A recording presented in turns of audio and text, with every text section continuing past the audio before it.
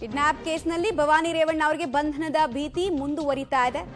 5 ಗಂಟೆ ಒಳಗೆ ಜಸ್ಟ್ 1 ಗಂಟೆ ಮಾತ್ರ ಬಾಕಿ ಇದೆ. 5 ಗಂಟೆ ಒಳಗೆ ಫಿಸಿಕಲಿ ಅಪಿಯರ್ ಆಗಲಿಲ್ಲ ಭವಾನಿ ರೇವಣ್ಣ ಅವರು. ಕೆಆರ್ ನಗರ ಕಿಡ್ನಾಪ್ ಕೇಸ್ಗೆ ಸಂಬಂಧಪಟ್ಟಂತೆ ಅಧಿಕಾರಿಗಳ ಪ್ರಶ್ನೆಗೆ ಉತ್ತರವನ್ನ ಕೊಡಲಿಲ್ಲ ಅಂತ ಅಂದ್ರೆ ಬಂಧನ ಮಾಡೋದಕ್ಕೆ ಬೇಕಾಗಿರುವಂತಹ ತಯಾರಿಗಳನ್ನ ಕೂಡ ಎಸ್ಐಟಿ ಅಧಿಕಾರಿಗಳು ಮಾಡ್ಕೊಳ್ತಾ ಇದ್ದಾರೆ. ಸೊ ಇನ್ನು 1 ಗಂಟೆಯೊಳಗೆ ನಮಗೊಂದು ಕ್ಲಾರಿಟಿ ಕೂಡ ಸಿಗುತ್ತೆ ಎಸ್ಐಟಿ ಅಧಿಕಾರಿಗಳ ಆಯ್ಕೆ ಏನು ಅಂತ. ಡೀಟೇಲ್ಸ್ ಕೊಡ್ತಾರೆ ಹಾಸನದ ರಿಪೋರ್ಟರ್ ಶಶಿಧರ್. ಈಗ ಬೆಳಗ್ಗೆಯಿಂದ ನೋಡ್ತಾ ಇದ್ವಿ, ನಾವು 10 ಗಂಟೆಯಿಂದ ನೋಡ್ತಾ ಇದ್ವಿ. ಈಗ ಆಲ್ಮೋಸ್ಟ್ ಎಸ್ಐಟಿ ಅಧಿಕಾರಿಗಳು ಕೊಟ್ಟಿರುವಂತಹ ಟೈಮ್ ಲೈನ್ ಮುಗಿಯೋದಕ್ಕೆ ಬಂದಿದೆ. ಇನ್ನು 1 ಗಂಟೆ ಮಾತ್ರ ಬಾಕಿ ಇದೆ. ಸೊ ಕೊನೆ ಮೂಮೆಂಟ್ ಅಲ್ಲಿ ಅಪಿಯರ್ ಆಗೋ ಚಾನ್ಸಸ್ ಎಷ್ಟರ ಮಟ್ಟಿಗಿದೆ? ಇವರ ಆಪ್ತರು ಏನ್ ಹೇಳ್ತಾ ಇದ್ದಾರೆ? ಸದ್ಯಕ್ಕೆ ಸ್ಪಾಟ್ ಅಲ್ಲಿ ಏನೇನ್ ಆಗ್ತಾ ಇದೆ?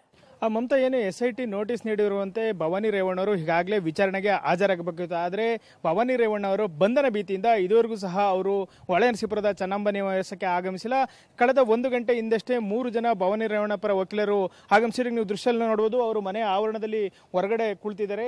ಇನ್ನೊಂದೆಡೆ ಎಸ್ಐಟಿ ತಂಡ ಹೊರಗಡೆ ಕಾಯ್ತಾ ಇದೆ. ಏನು ಭವಾನಿ ರೇವಣ್ಣ ಅವರು ಏನು ಬರ್ತಾರೋ ಅಥವಾ ಇವರು ವಕೀಲರು ಏನಾರು ಬಂದಿರೋ ಅವರು ಎಸ್ಐಟಿ ಅಧಿಕಾರಿಗಳನ್ನು ಚರ್ಚೆ ಮಾಡ್ತಾರೆ. ಇವೆಲ್ಲವೂ ಸಹ ಇಲ್ಲಿ ಸದ್ಯ ನಡೀತಾ ಇರತಕ್ಕಂಥದ್ದು. ಎಸ್ಐಟಿ ನೋಟಿಸ್ ಪ್ರಕಾರ ಭವಾನಿ ರೇವಣ್ಣ ಅವರು 5 ಗಂಟೆ ಒಳಗೆ ಹೊಳೆನರಸೀಪುರದ ಚೆನ್ನಂಬಿಕಾ ನಿವಾಸಕ್ಕೆ ಆಗಮಿಸಿ ಖುದ್ದು ವಿಚಾರಣೆಗೆ ಒಳಪಡಬೇಕು. ಆದರೆ 4 ಗಂಟೆ ಸಮಯ ಕಳೆದರೂ ಇದುವರೆಗೂ ಸಹ ಭವಾನಿ ರೇವಣ್ಣ ಅವರು ಆಗಮಿಸಿಲ್ಲ. ಎಸ್ಐಟಿ ಅಧಿಕಾರಿಗಳು ಮನೆಯ ಆವರಣದಲ್ಲೇ ಕುಳಿತುಕೊಂಡು ಅವರ ಬರುವಿಕೆಗಾಗಿ ಕಾಯ್ತಾ ಇದ್ದಾರೆ. ಆದರೆ ಭವಾನಿ ರೇವಣ್ಣ ಅವರ ಸುಳಿವು ಮಾತ್ರ ಇತ್ತ ಸುಳಿದಿಲ್ಲ. ಯಾಕೆಂದ್ರೆ ಭವಾನಿ ರೇವಣ್ಣ ಅವರಿಗೆ ಈಗಾಗಲೇ ಜಾಮೀನು ನಿರೀಕ್ಷಣಾ ಅರ್ಜಿ ವಜಾಗಿದೆ. ಹಾಗಾಗಿ ಎಲ್ಲಿ ಬಂಧನವಾಗುವಂತ ಸಾಧ್ಯತೆ ಇರೋದ್ರಿಂದ ಅವರು ಹೈಕೋರ್ಟ್ ಮೊರೆಯನ್ನು ಸಹ ಹೋಗಿದ್ದಾರೆ. ಹೀಗಾಗಿ ಭವಾನಿ ರೇವಣ್ಣ ಅವರ ವಿಚಾರಣೆಗೆ ಬಹುತೇಕ ಬರೋದು ಅನುಮಾನವಾಗಿದೆ. ಅಲ್ಲದೆ ಮಹಿಳಾ ವಕೀಲರು ಏನು ಬಂದಿದ್ರು ಅವರು ಒಂದು 3-4 ನಿಮಿಷಗಳ ಕಾಲ ಎಸ್ಐಟಿ ಅಧಿಕಾರಿಗಳೊಂದಿಗೂ ಸಹ ಚರ್ಚೆಯನ್ನು ನಡೆಸಿದ್ರು. ಅಲ್ಲದೆ ಭವಾನಿ ರೇವಣ್ಣ ಅವರ ಕೆಲವು ಅಭಿಮಾನಿಗಳು ಸಹ ನಿವಾಸಕ್ಕೆ ಬಂದಿರು. ಅವರೆಲ್ಲರೂ ಸಹ ಈಗ ಪೊಲೀಸರು ಹೊರಗಡೆ ಕಳಿಸ್ತಾ ಇದ್ದಾರೆ.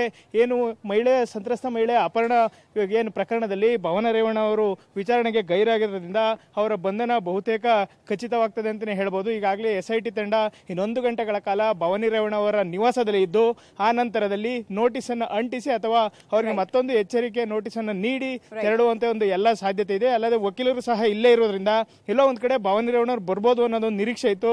ಆದ್ರೆ ಅವರು ಸಹ ಬರದೇ ಇರೋ ಕಾರಣ ಎಸ್ಐಟಿ ಅವರು 1 ಗಂಟೆಗಳ ಕಾಲ ಕಾಯ್ದು ಆ ನಂತರ ವಾಪಸ್ ತೆರಳಿದ್ದಾರೆ. ಮಮತಾ, ರೈಟ್, ಧನ್ಯವಾದ ಶಶಿಧರ್ ತಮ್ಮೆಲ್ಲ ಮಾಹಿತಿಗಾಗಿ. ಭವಾನಿ ರೇವಣ್ಣ ಪರ ವಕೀಲರನ್ನ ಕೂಡ ನೀವು ಗಮನಿಸ್ತಾ ಇದ್ದೀರಾ. ಅವರು ಕೂಡ ಅವರ ನಿವಾಸಕ್ಕೆ ಹೋಗಿದ್ದಾರೆ. ಆಮೇಲೆ ಎಸ್ಐಟಿ ಅಧಿಕಾರಿಗಳಿಂದ ಕೆಲವು ಮಾಹಿತಿಯನ್ನ ಪಡೆಯೋ ಕೆಲಸವನ್ನು ಮಾಡಿದ್ದಾರೆ. ನೋಡಿ, ಒಂದು ಪ್ರಕರಣ ಆದಾಗ ಸಾಮಾನ್ಯವಾಗಿ ಎಸ್ಐಟಿ ಅಧಿಕಾರಿಗಳ ಹತ್ರ ಯಾವ್ಯಾವ ಅವರ ಕಕ್ಷಿದಾರನ ಪರ ಯಾವ್ಯಾವ ಸೆಕ್ಷನ್ಸ್ ನ ಅಡಿಯಲ್ಲಿ ದೂರು ದಾಖಲಾಗೋದಕ್ಕೆ ಸಿದ್ಧತೆಯನ್ನ ಮಾಡಲಾಯಿತು ಮತ್ತು ಏನೇನು ಸ್ಟೇಟ್ಮೆಂಟ್ಗಳನ್ನ ದೂರುದಾರ ಕೊಟ್ಟಿದ್ದಾರೆ ಅದನ್ನೆಲ್ಲ ಬೇಸಿಕ್ ಇನ್ಫಾರ್ಮೇಶನ್ ಅನ್ನ ಕಲೆ ಹಾಕೋ ನಿಟ್ಟಿನಲ್ಲೂ ಕೂಡ ವಕೀಲರು ಬಂದಿದ್ದಾರೆ. ಕಾನೂನಾತ್ಮಕ ರಕ್ಷಣೆ ಪಡೆಯೋ ನಿಟ್ಟಿನಲ್ಲಿ ಹಲವು ಪ್ರಯತ್ನಗಳನ್ನ ಕಸರತ್ತನ್ನ ಭವಾನಿ ರೇವಣ್ಣ ಅವರು ಮುಂದುವರಿಸಿದ್ದಾರೆ.